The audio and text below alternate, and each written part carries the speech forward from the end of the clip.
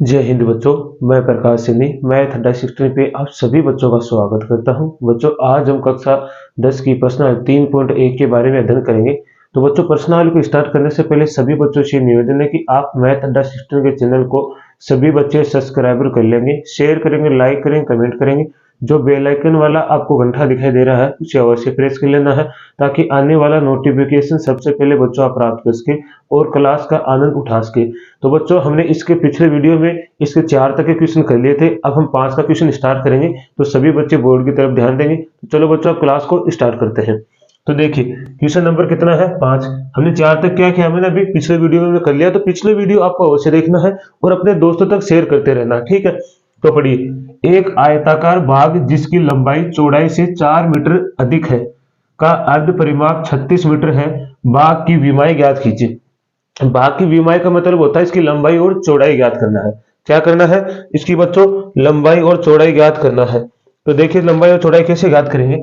तो सबसे पहले एक मैं आपको बेसिक बताता हूं। जैसे समझिए ये एक आयताकार बाग है, ठीक है। अब ये आयताकार बाग की होगी लंबाई, क्या होगी बच्चों लंबाई। ये वाली क्या होगी चौड़ाई, ठीक है। अब ये लंबाई होगी, ये क्या होगी चौड़ाई। अब इसने क्या बोला देखो, एक आयताकार बाग जिसकी लंबाई चौड़ाई से 4 मीटर अधिक है। ये लंबाई है, ये चौड़ाई से कितनी है 4 मीटर अधिक है। तो जब लंबाई किसी है चौड़ाई से 4 मीटर अधिक है, तो अब इस चौड़ाई को जैसे मैंने मान लिया x मीटर है, कितनी है x मीटर है। मैंने चौड़ाई को क्या माना बच्चों x मीटर है, तो लंबाई कितनी अधिक है चौड़ाई से 4 अधिक है। इसका मतलब लंबाई कितनी होगी बच्चों x प्लस 4 मीटर, हुई कि नहीं। लंबाई कितनी होगी x प्लस 4 मीटर। जैसे आप समझिए मैंने कहा कि आपके पिताजी आपसे कितने 5 वर्ष बड़े, मतलब 20 वर्ष बड़े, कितने हैं 20 वर्ष बड़े। मैंने बोला कि आपके पिताजी आपसे 20 वर्ष बड़े हैं। इसका मतलब यदि आपसे उम्र पूछा जाए कि आपके पिताजी की उम्र कितनी है, तो आप कैसे बताओगे। सबसे पहले आप अपनी उम्र का पता लगाओगे, तभी तो आप पिताजी की उम्र बता पाओगे ना। इसका मतलब मान लीजिए कि आपकी उम्र 10 वर्ष है, तो आपके पिताजी की कितनी होगी 30 वर्ष होगी। उसी तरह आपको क्या करना है, यहाँ पे दिया गया कि लंबाई चौड़ाई से कितनी अधिक है 4 मीटर अधिक है। तो इसका मतलब हमने लंबाई चौड़ाई से कितनी अधिक है 4 मीटर अधिक है, तो हमने चौड़ाई को मान लिया x मीटर, तो लंबाई कितनी होगी x प्लस 4 मीटर, ठीक है। तो ये आपको समझ में आया। अब इसको लिखना कैसे है वो देखिए, या फिर आप ऐसे भी कर सकते हो। इसके दो समीकरण हो सकते हैं, एक तो ये वाला हो गया, एक यदि देखिए जैसे मान लो कि मैंने कहा कि लंबाई कितनी है, जैसे मैंने मान लिया एक तो ये वाला हो गया और एक ये वाला हो गया। जैसे भाई मैंने मान लिया कि लंबाई कितनी x और चौड़ाई कितनी है y, ठीक है। लंबाई कितनी मानी मैंने x, चौड़ाई कितनी है y। जैसे मैंने लिख दिया x y, ये लंबाई है x। ये लंबाई चौड़ाई से कितनी अधिक है बच्चों, लंबाई चौड़ाई से कितनी अधिक है 4 अधिक है। तो लंबाई चौड़ाई से 4 अधिक है, तो हम चौड़ाई में कितना जोड़ देंगे 4। तो क्या ये दोनों बराबर होगी, क्या दोनों बराबर होगी क्या। इसका मतलब आप इस तरह भी कर सकते हो कि जैसे मैंने बोल दिया कि भाई आपके पिताजी की उम्र आपसे 20 वर्ष बड़ी है।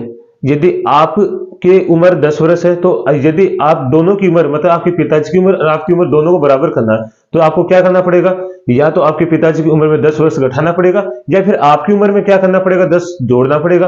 तभी तो आपके पिता की और आपकी उम्र क्या हो सकती है, दोनों की बराबर हो सकती है। तो इस तरह हम क्या करेंगे, जब भी लंबाई है ये चौड़ाई से कितनी अधिक है 4 अधिक है, तो हम क्या करेंगे इस चौड़ाई में कितना जोड़ देंगे 4 से, दोनों की हो जाएगी बराबर। तो इससे समीकरण क्या बनेगा x, इस y को दे लेंगे तो y माइनस 4, ये वाला हो गया, ठीक है। ऐसे इसने क्या बोला है, इस बाग का अर्ध परिमाप। देखो पहले तो बाग होता है ना, बाग वो किसका होता है आयत के आकार का होता है। तो हम सबसे पहले लिखेंगे आयत का परिमाप।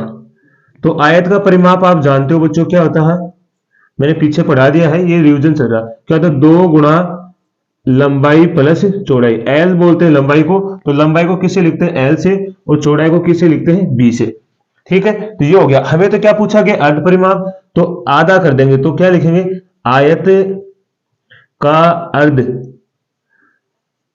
अर्ध परिमाप। तो अर्ध परिमाप मतलब आधा। तो यहां से हम इसमें 2 का भाग लगा दें तो क्या आ जाएगा एल प्लस बी। अब देखो ये भी अर्ध परिमाप है, और आपको किताब में भी इसमें प्रश्न में भी कह दिया अर्ध परिमाप। इसका मतलब अर्ध परिमाप प्लस अर्ध परिमाप दोनों ही अर्ध परिमाप, तो दोनों क्या हो जाएंगे बराबर हो जाएंगे। जहां एल क्या है इसकी लंबाई को क्या माना है x, चौड़ाई को क्या माना y, तो बराबर कितना हो गया 36। तो दूसरा समीकरण ये वाला बन गया हमारे पास। तो इस तरह हमें करना, हम जानते हैं कि हमें कितने समीकरणों की आवश्यकता है, दो रेखिक समीकरणों की आवश्यकता पड़ेगी, इसलिए हमें कितने समीकरण बनाने, दो बनाने। अब देखो इसको मान के कैसे करते हैं, तो ये यहां तक तो आपको समझ में आ गया होगा। अब देखो इसको मान के करेंगे ना, तो इसको सही क्रम में कैसे लिखेंगे, जैसे आप परीक्षा में कैसे लिखोगे इसे, तो ये तो बेसिक हो गया। अब देखिए आप क्या करना, आपको मानना है, माना आयताकार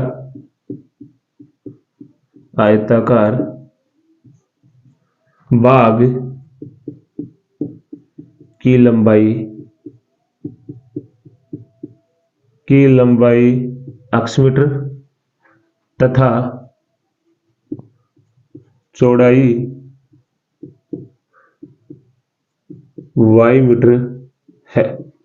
ठीक है, यह आपने मान लिया। अब प्रश्नानुसार लिखिए, तो यहां से क्या लिखोगे, प्रश्नानुसार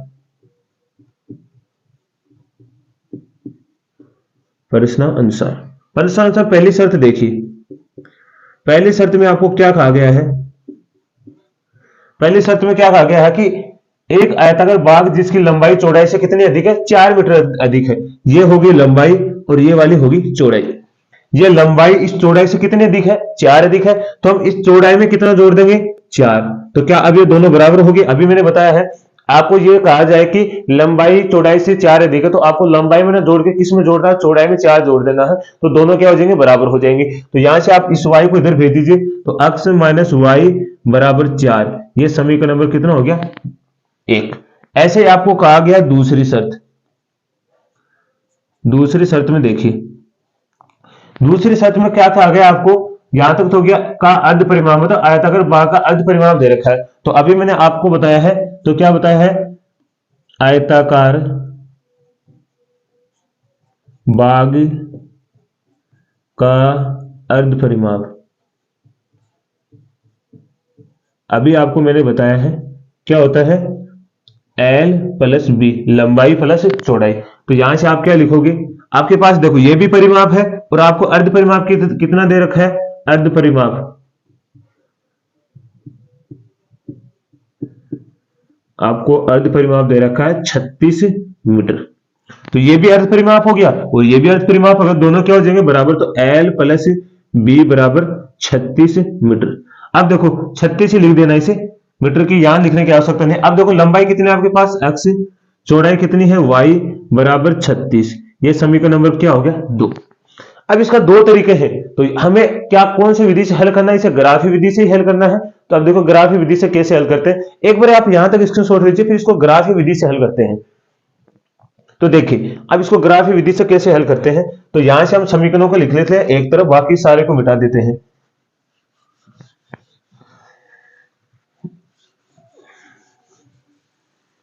ठीक है, तो यहां हम एक समीकरण लिख देते हैं, इधर वाले की सारणी बना लेते हैं, x माइनस वाई बराबर 4। ये समीकरण नंबर 1 हो गया। और ऐसे ही हमारे पास समीकरण नंबर क्या है, x प्लस वाई बराबर 36। ये समीकरण नंबर हो गया 2। पहले तो इसे सही क्रम में लिखेंगे, सही रूप में, जैसे ग्राफ के रूप में बनाएंगे तो इसको सही में पहले हम जांच करेंगे कि क्या ये रेखिक, क्या प्रतिच्छेदी रेखाएं हैं, क्या ये संगत है या असंगत है। पहले जांच करेंगे, अगर संगत है तो ग्राफ बनेगा, असंगत है तो ग्राफ नहीं बनेगा। ठीक है, तो यहां से हमने सही बनाई पहले से, तो लिखोगे x माइनस वाई, इस 4 को देखो तो माइनस 4 बराबर 0। इस वाले को क्या लिखोगे, समीकरण नंबर हो गया 3। इस वाले को लिखोगे x minus x plus Y minus 36 बराबर 0।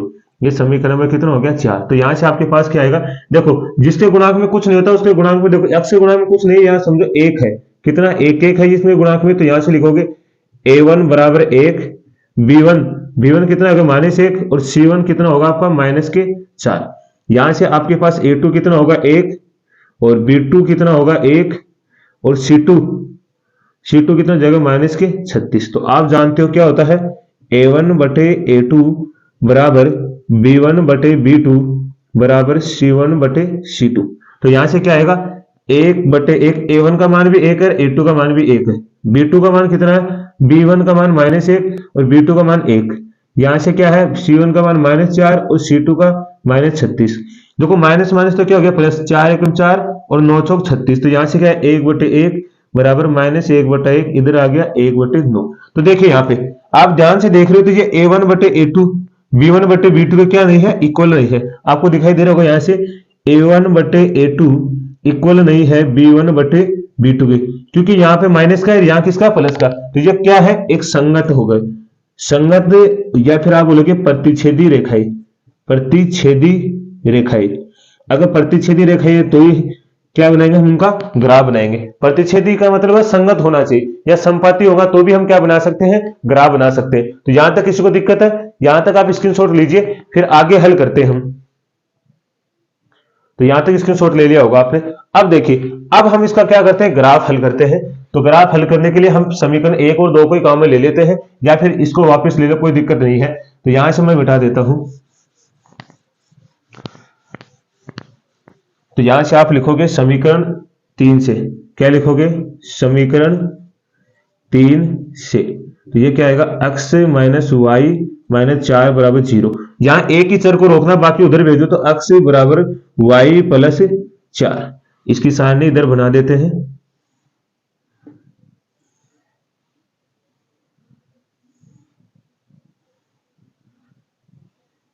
ठीक है, ये x हो गया, ये y हो गया। अब मान रखना शुरू कीजिए। यहां जैसे मैंने x का y का मान रखा, यहां से y बराबर 0 लेने पर, y बराबर 0 लेने पे, तो यहां से क्या आएगा, x बराबर 0 प्लस 4, तो कितना आ गया, बराबर 4। आपने y का मान 0 लिया तो x का मान कितना आ गया, 4। ऐसे ही मैंने क्या किया, y बराबर 1 लेने पर, तो यहां से क्या आएगा, यहां से x का मान आएगा x बराबर 1 प्लस 4, तो कितना आ गया, 5। अगर y का मान 1 लिया तो x का मान कितना आ गया, 5। पहला तो ये हो गया। अब देखो ये पहले वाले तो समझ में आ गई ना आपको, यहां पे मान रखना, इधर आ जाएगा। अब समीकरण नंबर किससे करोगे, 4 से, समीकरण 4 से।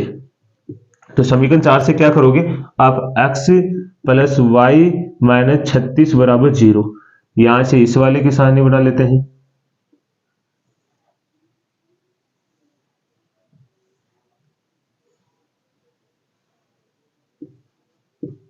तो यहां से देखो इधर भेजो इसे, x बराबर 36 माइनस वाई। तो यहां रखना स्टार्ट करो। अब देखो ये बच्चों 36 ज्यादा बड़ा है, तो आपको संख्या भी बड़ी बड़ी लेके चलनी है, नहीं तो ग्राफ ही नहीं आएंगे, क्योंकि थोड़ी बड़ी लेनी है। अगर यहाँ पे आपने 0 रख दिया तो 36 आएगा, 36 को ग्राफ में दर्शाने में थोड़ी दिक्कत हो जाएगी, है ना। तो या तो आप, ठीक है, x बराबर क्या लोगे, y बराबर, आप क्या करोगे, y बराबर, जैसे मैं सीधा ही ले लेता हूँ भाई, 10 ले लेता हूँ, वो कुछ भी ले सकते हो अपनी तरफ से, कोई दिक्कत नहीं है। यहां से मैंने बोला 10 लेने पर थोड़ा सा छोटा हो जाएगा, 10 लेने पे कितना आएगा, तो x बराबर 36 माइनस 10, तो कितना आ जाएगा, 26। अगर y का मान 10 लिया तो इसका x का मान कितना आएगा, 26। देखो फिर भी बड़ी संख्या आ गई ना, तो फिर भी कोई दिक्कत नहीं, चलो हम कर लेंगे। अब क्या करेंगे, y बराबर 20 लेने पर, 20 लेने पर, तो यहां से क्या आएगा, x बराबर 36 माइनस 20, तो कितना आ गया, 16। आपने y का मान 20 लिया तो x का मान कितना आ गया, 16। ये तो हमारे पास क्या बनेगी है, सारणियां बन गई है। अब सारणियों के माध्यम से हम क्या हल करेंगे, ग्राफ को हल करेंगे। तो यहां तक स्क्रीनशॉट ले लीजिए, फिर हम इसको हल करते हैं। ठीक है, तो अब इन सारणियों को एक तरफ लिख लेते हैं, बाकी हम आसानी से इसको फिर हल कर लेंगे। तो देखिए अब इस सारणियों को इधर लिख लेते हैं एक तरफ।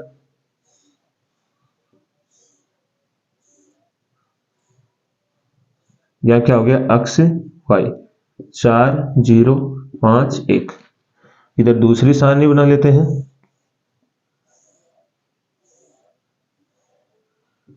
क्या है, x y कितना है, 10 26 20 16। ठीक है, तो यहां से आप देखिए इनको मिटा देते हैं।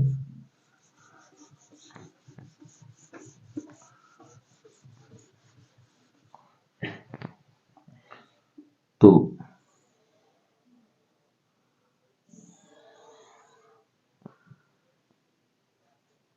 ये x है,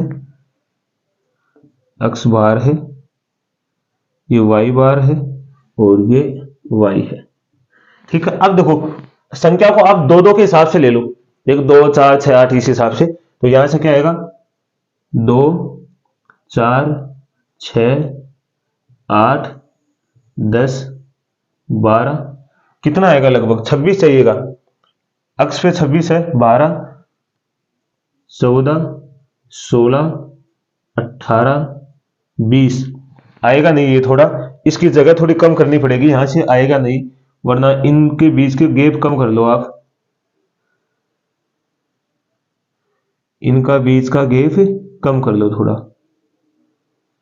तो गैप कम कर लेते, यहां आ जाएगा 2, 4, 6, 8, 10, 12, 14, 16, 18, 20, 22, 24, 26। ठीक है, इधर वाला भी कर लो, 2, 4, 6, 8, 10, 12, 14, 16, 18, 20, 22। वाई पे इतना ही काफी है। इधर देखो माइनस वाला ले लो, एक दो संख्या जब माइनस की है ना तो एक दो ले लिया करो, उससे कोई दिक्कत नहीं कि 2, 4, तो ये माइनस की होगी, एक दो संख्या ले लिया करो, जब प्लस की है ना तो प्लस की सभी प्लस की है। देखो अक्ष का मान 4 है, वाई का मान 0 है, तो अक्ष का मान 4 है और वाई का मान, तो ये मूल बिंदु यही पे हो जाएगा, मैंने आपको अच्छे से समझाया पहले, तो ये कितना हो जाएगा 4, 0। अब देखो अक्ष का मान कितना है 5 है, वाई का मान कितना 1, 5 देखो कहां आएगा बच्चों, या 6 और इसके मध्य में आएगा ना, और 1 कहां आएगा यहाँ पे, देखो अक्ष पे तो कितना है 5, वाई पे कितना है 1, देखो यही आएगा क्या, इस 5 के मध्य में यहाँ पे लगभग यहाँ आएगा, केवल यही बिंदु बन गया ये, तो इस 4 वाले को मैं इधर लिख देता हूं, यहां तो क्या आएगा 4, 0। अब देखो 1, 5 पे अक्ष पे तो 5 है, तो 5 इस 4 के और 6 के मध्य में आएगा, 1 है तो इस 2 से नीचे, तो यही हमारे बिंदु बन गए इधर से, ये वाली रेखा। ठीक है, तो यही वाली रेखा बन गई हमारी, इस तरह कर देते हैं ऊपर की तरफ, तो हमारे बिंदु ये तो ये वाला हो गया, एक ये वाला, ये कौन सा है हमारा 5, 1, ये वाला 4, 0 हो गया। अब देखो आगे वाला क्या, अक्ष पे 26, वाई पे 10, अक्ष पे तो 26 है ये रहा, और वाई पे 10 कहां है, देखो बच्चों यहां पे देखिए वाई पे 10 लगभग यहां आएगा, यही है ना, ऐसे टिक टिक कर लिया करो ताकि आपको सही से दिखाई दे लेगा, तो लगभग यहां आएगा, तो ये हो गया कितना 26, 10। ठीक है 26, 10 हो गया। अब की बार देखो y पे 20 है, अक्ष पे 16 है, अक्ष पे 16 और y पे 20 यहां आएगा लगभग। ठीक है, जरा आप देख लेना सही से, यहां मेरे हिसाब से यहां ही आएगा, देखो ठीक है, ये हो गया, ये हो गया 16, 20। अब मिला लो इसे, तो इसे मिलाओगे तो इस तरह जाएगी, देखो सही तरीके से तो आप फुट्टे से मिलाओगे तब होगा ये। ठीक है, अब देखो इसका क्रॉसिंग बिंदु कौन सा है, क्रॉसिंग बिंदु यही है क्या,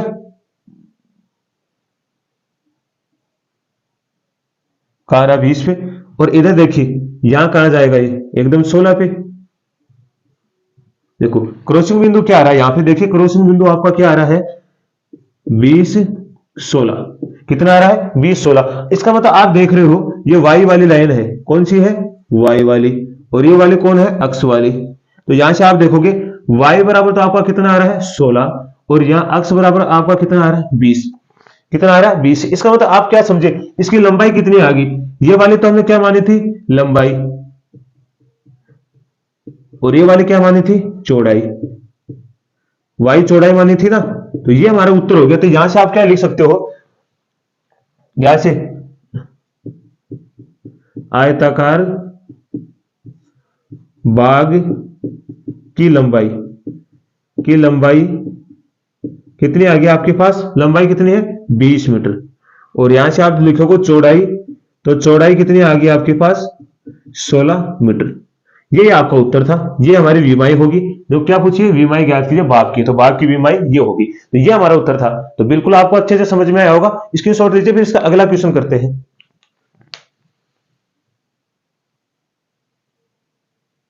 अगला क्वेश्चन देखिए बच्चों, क्वेश्चन नंबर 6 क्या लिखा है, एक रेखिक समीकरण 2x + 3y - 8 = 0 दी गई है, दो चरों में एक ऐसी और रेखिक समीकरण लिखिए ताकि प्राप्त युग्म का ज्यामितीय निरूपण जैसा कि प्रतिच्छेदी करती रेखाएं हो क्या था, समांतर रेखाएं हो और समपाती रेखाएं। सीधी सी बात है, आपको बच्चों एक रेखिक समीकरण दिया गया है, इसने ये कहा गया कि आपको एक रेखिक समीकरण वो लिखना है जिस पर क्या होना चाहिए, ये प्रतिच्छेदी रेखाएं होनी चाहिए, समांतर रेखाएं होनी चाहिए और समपाती रेखाएं होनी चाहिए। कहने का अर्थ हुआ कि आपको दे रखा है कि आपको एक समीकरण दिया है 2x प्लस 3y माइनस 8 बराबर 0। ठीक है, इसमें भी यही लेना है, 2x प्लस 3y माइनस 8 बराबर 0। ऐसे इसमें भी यही लेना है, 2x प्लस 3y माइनस 8 बराबर 0। एक समीकरण आपको रेखिक समीकरण आपकी तरफ से बनाना है जिसमें क्या होनी चाहिए, रेखाएं प्रतिच्छेदी, समांतर और समपाती होनी चाहिए। तो हम यहां कैसे दूसरा समीकरण लिखे, तो बच्चों इन्हीं की संख्या को बदल दो। तो यहां से मैं लिख देता हूं 3x प्लस 2y माइनस 8 बराबर 0। ठीक है, मैंने लिख दिया। अब यहां से आप आसानी से पता लगा सकते हो कि ये कौन सी रेखाएं होंगी, प्रतिच्छेदी या समांतर। देख लो, तो यहां से आपके पास a1 का मान कितना है 2, b1 का मान कितना है 3, c1 का मान है माइनस 8। ऐसे यहां पे आप लोगे a2 का मान कितना है 3, b2 का मान कितना है 2 और c2 का मान कितना है माइनस के 8। तो आप जानते हो क्या होता है, a1 बटे a2 बराबर b1 बटे b2 बराबर c1 बटे c2। तो यहां से देखो, a1 का मान कितना 2, a2 का मान 3, b1 का मान 3, b2 का मान 2, c1 का मान माइनस 8 और c2 का मान भी माइनस 8। तो माइनस माइनस तो प्लस हो गया, 8 में 8 का भाग होगा 1 बढ़ जाएगा। तो यहां से कितना आएगा 2/3, या मैं आगे लिख देता हूं, इधर आपको शायद दिखाई नहीं देगा तो फिर मैं इधर लिख देता हूं। तो यहां से क्या आएगा 2/3 बराबर 3/2 बराबर 1/1। तो यहां से आप देखिए कि a1 इक्वल नहीं है, a1 बटे a2 इक्वल नहीं है किसके, b1 बटे b2 के। और जब ये दोनों इक्वल नहीं होते तो कौन सी रेखाएं होती है, वो प्रतिच्छेदी रेखाएं होती है। अर्थात आपको मैंने क्या कहा कि a1 बटे a2 इक्वल नहीं है b1 बटे b2 की, तब कौन सी रेखाएं होती है, प्रतिच्छेदी रेखाएं होती हैं। तो पहला तो यह समीकरण हो गया। अपनी तरफ से आप कुछ भी ले लेना, दूसरा समीकरण अपनी तरफ से कोई भी समीकरण बना लेना, आप उसमें कोई दिक्कत नहीं है, लेकिन वो क्या नहीं होनी चाहिए, प्रतिच्छेदी बनना चाहिए। आप प्रतिच्छेदी से आपको समीकरण दे रखा है ना, उसी की संख्या को बदल दो, आप अक्ष वाली को y बना दो और y वाली को अक्ष बना दो, अपने आप ही क्या हो जाएगा, प्रतिच्छेदी हो जाएगा। अब हमें चाहिए समांतर, कौन सा चाहिए, समांतर। तो स्क्रीनशॉट ले लीजिए आप यहां तक। तो अब हमें कौन सी चाहिएगा, समांतर चाहिएगा। तो समांतर के लिए हमें क्या करना पड़ेगा, अब समांतर के लिए हमें क्या करना पड़ेगा, इन दोनों को तो समान बनाना पड़ेगा और उसको अलग बनाना पड़ेगा। तो ये तो सेम ले लीजिए आप, और आगे वाले को मैं क्या लिख देता हूं, यहां पे 16 लिख देता हूं माइनस का बराबर 0। हो गया क्या, अब देखो ये आसानी से हो जाएगा। a1 का मान कितना 2, b1 का मान कितना 3, c1 का मान कितना हो गया आपके पास माइनस के 8, a2 का मान कितना है 2, ठीक है, b2 का मान कितना 3, c2 का मान कितना माइनस के 16। तो यहां से आप लिख सकते हो a1 बटे a2 बराबर b1 बटे b2 बराबर c1 बटे c2। तो यहां से क्या आएगा आपके पास, a1 का मान कितना है 2, a2 का मान भी कितना है 2, b2 का मान कितना है 3, b1 का b2 का मान 3, या c1 का मान माइनस 8 और c2 का मान 16। तो यहां से काटोगे 2 एकम 2, 2 1, 3 एकम 3, 3 एकम 3, माइनस माइनस प्लस हो गया 8 एकम 8, 8 दूनी 16। तो आपके पास क्या है 1/1, 1/1 बराबर 1/2। तो यहां से आप देखोगे कि b1 बटे b2 c1 बटे c2 में क्या नहीं है, इक्वल नहीं है। और जब ये इक्वल नहीं होता, क्या बोला मैंने, b1 बटे b2 इक्वल नहीं है c1 बटे c2 के, तो कौन सी रेखाएं होती है, वो समांतर रेखाएं होती है। कौन सी रेखाएं होती है, समांतर। तो दूसरा समीकरण हमारे पास ये वाला हो गया। ठीक है, तो दूसरा समीकरण ये हो गया। अपनी तरफ से कुछ भी लिखना, कोई जरूरी नहीं है आप कितना भी उत्तर देखो, आपको भी पता होना चाहिए कि आप कैसे प्रतिच्छेदी होती है, कैसे समांतर होती है, ये कोई दिक्कत नहीं है, इसको सोच लीजिए। फिर अगला करते हैं तीसरा, संपत्ति वाला। तो ये देखिए संपत्ति वाला। अब संपत्ति वाला क्या करना बच्चों, जैसे ये संपत्ति वाला होता है ना, जो समीकरण आपको दिया गया है उसका दुगना कर दो, दुगना करके समीकरण को लिख दो। जैसे मैंने लिख दिया यहाँ पे 4x प्लस इसका दुगना 6, मैं इसका कर दूंगा तो कितना होगा 9y, और या दुगना ही करना है, दुगना मैंने तिगुना कर दिया, ये दुगना कितना हो जाएगा 2y, सॉरी 2y कैसे लिखा जा रहा है, फिर से देखिए आप कैसे लिखोगे। आप इसका दुगना करोगे 4x 6y माइनस 16 बराबर 0। ठीक है, तो ये वाला हो गया। यहां से हम लिखोगे a1 बटे a2 बराबर b1 बटे b2 बराबर c1 बटे c2। तो a1 का मान कितना है यहां से देखो a1 का मान यहां से लिख लो, a1 का मान 2, b1 का मान 3, c1 का मान -8। ठीक है, यहां से a2 का मान कितना है 4, b2 का मान 6 और c2 का मान -16। तो यहां से एक कितना आएगा हमारे पास 2 4 3 6 -8 -16, माइनस माइनस प्लस हो गया, 2 एकम 2, 2 दूनी 4, 3 एकम 3, 3 दूनी 6, 8 एकम 8, 8 दूनी 16, कितना आ गया 1/2 1/2 1/2। जब तीनों ही अनुपात क्या होते हैं एक दूसरे के इक्वल होते हैं तो कौन सी रेखाएं होती है, समपाती रेखाएं होती है। ये हमें हल करना था जो बिल्कुल आसान था। आप अपनी तरफ से कोई भी समीकरण ले लेना। तो मैंने इसका दुगना कर दिया है, दुगना करते ही देखो 1/2 1/2 आ गया, मतलब तीनों ही क्या आने चाहिए, अर्थात मैंने क्या बोला आपको, a1/a2 बराबर होने चाहिए b1/b2 बराबर होने चाहिए c1/c2 के। और जब ये तीनों ही बराबर हो जाते हैं तो कौन सी रेखाएं हो जाती हैं, वो समपाती रेखा हो जाती है। तो इसका भी स्क्रीनशॉट लीजिए, फिर इसका अंतिम क्वेश्चन करते हैं इस प्रश्नावली का। चलो बच्चों, इस प्रश्नावली का अंतिम क्वेश्चन देखिए, क्वेश्चन नंबर 7 बिल्कुल आसान है। समीकरणों x माइनस वाई प्लस 1 बराबर 0 और 3x प्लस 2y माइनस 12 बराबर 0 का ग्राफ खींचिए। ठीक है, ग्राफ खींचना, x अक्ष और इन रेखाओं के बने त्रिभुज के शीर्षों के निर्देशांक ज्ञात कीजिए और त्रिभुजाकार पटल को छायांकित कीजिए। आपको क्या कहा गया कि x अक्ष पर, x अक्ष रेखाओं पर बनने वाले त्रिभुज, आपको त्रिभुज बनाना है और उसके त्रिभुज बनने वाले भाग को आपको क्या करना है, छायांकित करना है। आपको दो समीकरण, रेखिक समीकरण दिए गए हैं, उनसे आपको क्या बनाना है, पहले सारणी बनानी, उसके बाद में क्या बनाना है, ग्राफ बनाना है, तो फिर उसके बाद में इसको दर्शाना है। तो हमें क्या समीकरण दिया गया है, एक तो दिया गया x माइनस वाई प्लस 1 बराबर 0, यह समीकरण नंबर 1 हो गया। दूसरा आपको क्या दिया गया है, 3x प्लस 2y माइनस 12 बराबर 0। इन दोनों से हमें क्या बनानी है, सारणी बनानी है, उसके बाद में ग्राफ बनाना है। तो सबसे पहले हम सारणी बनाते हैं। या अब देखो त्रिभुज के लिए, अब तक तो मैंने आपको 2 बताई है, तो त्रिभुज के लिए हमें कितने बिंदुओं की जरूरत पड़ेगी, 3 बिंदुओं की बच्चों। तो त्रिभुज का जब नाम लेगा तो आप कम से कम 3 बिंदु बनाने, अन्यथा 2 में भी काम चल जाएगा। ठीक है, अब यहां से देखो, केवल x को रोकना, बाकी को उधर भेज दो, तो y माइनस 1 हो जाएगा, ये प्लस माइनस का उधर जाएगा प्लस का, ये प्लस का उधर जाएगा माइनस का। तो यहां से आप रखना शुरू करो। जैसे मैंने रखा y बराबर 0 लेने पे, मैंने क्या बोला, y बराबर मैंने जैसे ही 0 लिया तो यहां से क्या गया, x बराबर 0 माइनस 1, तो कितना आ गया, माइनस का 1। तो आपने y का मान जैसे 0 लिया तो x का मान कितना आ गया, माइनस का 1। अब यहां से देख लो, मैंने फिर क्या बोला आपको कि जैसे मैंने ले लिया y बराबर 1 लेने पे, y बराबर 1 लेने पे, तो यहां से क्या आएगा, x बराबर 1 माइनस 1 क्या आएगा, 0। अगर y का मान आपने 1 लिया तो x का मान क्या आ गया, 0।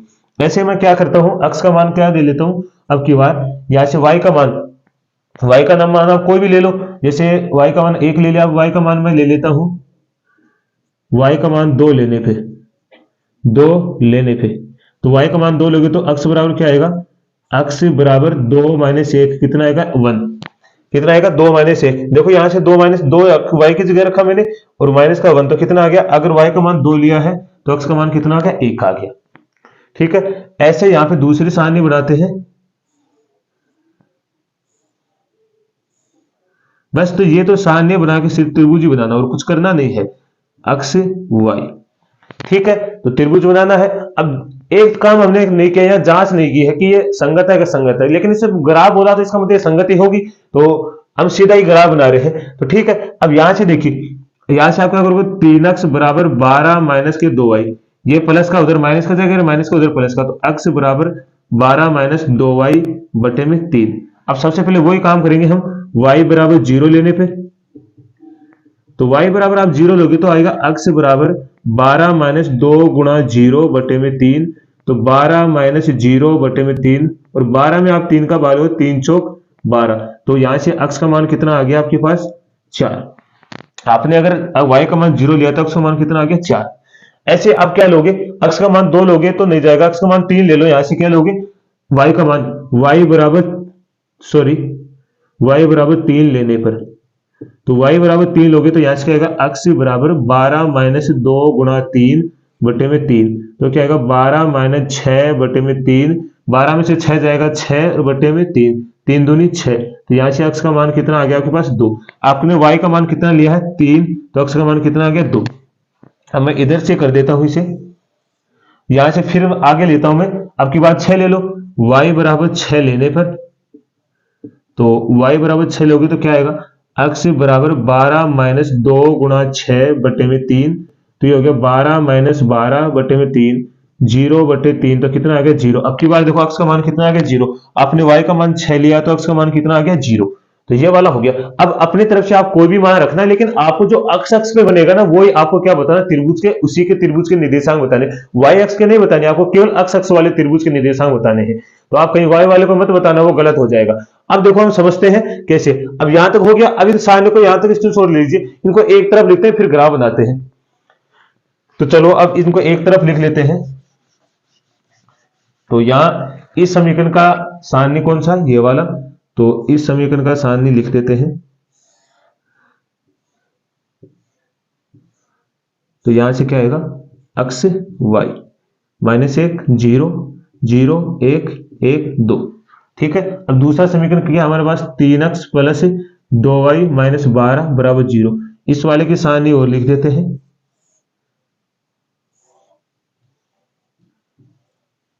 ये भी क्या है, अक्ष y 4 0 2 3 0 6, ठीक है। अब देखिए ग्राफ बनाते हैं।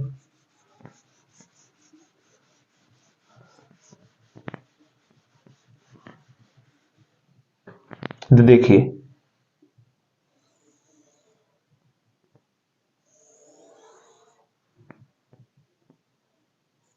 अब की बात क्या है कि माइनस के भी हैं, तो माइनस के भी हमें लेने पड़ेंगे। ये अक्ष है, ये वाला अक्ष बार है, अक्ष बार और अक्ष, ठीक है।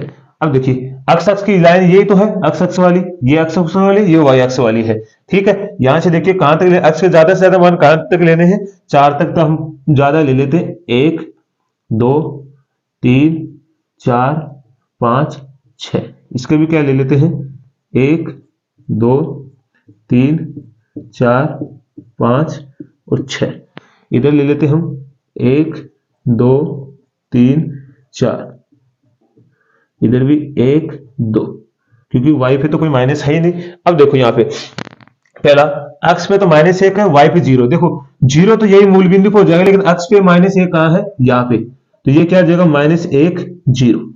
उसके बाद में क्या, अक्ष पे तो 0 है, y पे 1 है, तो अक्ष पे 0 यही मूल बिंदु है, लेकिन y पे कहां है 1, ये रहा, तो यहाँ क्या आएगा 0 1। उसके बाद में क्या, अक्ष पे तो 1 है, y पे 2, तो अक्ष पे 1 है, y पे 2 है, तो यहां आएगा क्या, ये बिल्कुल 1 2। अब इसको मिला दीजिए इस तरह, तो ये वाली ऊपर तक चली जाएगी, ठीक है, ये वाली हो गई। उसके बाद में क्या है, अक्ष पे तो 4 है, y पे 0, अक्ष पे 4 हो गया तो y तो 0 यहाँ होगा, लेकिन अक्ष पे 4 कहां, यहाँ पे, तो यहाँ क्या आ जाएगा हमारा बिंदु 4 0। अक्ष पे 2 है, y पे 3, अक्ष पे तो 2 है, y पे 3, तो y पे देखो, y पे 3 आएगा तो लगभग यहाँ आएगा, देखो देख सीधी यही है, यहीं पे है ये वाली, ये आ गई, तो ये क्रॉसिंग हो गया यहाँ, तो यहाँ पे 2 और 3 हो गया, ठीक है। उसके बाद में क्या दे रखा आगे, अगर 0 है y अक्ष पे, y पे 6, अक्ष 0 यही होगा, लेकिन y पे 6 कहां हो जाएगा, यहाँ पे, तो ये हो गया 0 6। तो यहां से देखिए ये कटान बिंदु इस तरह कटेगा, ये मैं थोड़ा सा इसको सीधी कर देता हूं, इस तरह सीधी होगी ये वाली। अब देखो इसका कटान बिंदु क्या आ रहा है, इधर से तो क्या आ रहा है ये वाला, और इधर से क्या आ रहा है ये वाला, तो इसका मतलब आ गया 2 3। अब इसको मैं मिटा देता हूं। अब देखो आपको क्या बताना, केवल अक्ष अक्ष के निर्देशांक बताने, तो देखो एक तो ये वाला त्रिभुज हो गया, ये अक्ष पे है क्या, ये भी अक्ष पे है, इसको मैं नाम दे देता हूं, जैसे दे दिया A, इसको दे देता हूं B, और इस वाले को दे देता हूं C। तो यहां से देखो क्या लिखोगे, त्रिभुज ABC के निर्देशांक, निर्देशांक तो पूछे हैं, तो इससे क्या पूछा, निर्देशांक याद कीजिए। तो A का निर्देशांक क्या आपके पास, यहां से -1 0, B का निर्देशांक क्या आपके पास 2 3, और C के निर्देशांक क्या आपके पास, C के ये है 4 0, ये हो गया। अब देखो इसने बोला कि जो आपके पास आया है उस भाग को क्या करना, त्रिभुज वाले भाग को छायांकित करना है, तो ये छायांकित वाला भाग हो गया, ये वाला, ये हमारा त्रिभुज हो गया, ये तो करना था, तो ये बिल्कुल आसान था, तो आपको अच्छे से समझ में आया होगा। तो बच्चों आज इस प्रश्नावली को हमने क्या कर दिया, समापन कर दिया है। अब कल अगले वीडियो में हम पढ़ेंगे 3.2 को, तो इस तब तक आपको क्या करना है, इस पीछे वाले वीडियो जितने भी उन सभी को देख लेना है, ताकि आपको कोई भी दिक्कत इस प्रश्नावली में हो नहीं। याद रखना बच्चों, ये जो आपका जो ग्राफ वाला क्वेश्चन है, ये 100% आने का चांस है इस ग्राफ का, क्योंकि हर बार परीक्षा में पूछा जाता है। तो इस क्वेश्चन को आपको अच्छे से और देखना है। तो आज के लिए हम इतना ही करेंगे। तो सभी बच्चों को मैथ अड्डा सिस्टम की तरफ से धन्यवाद।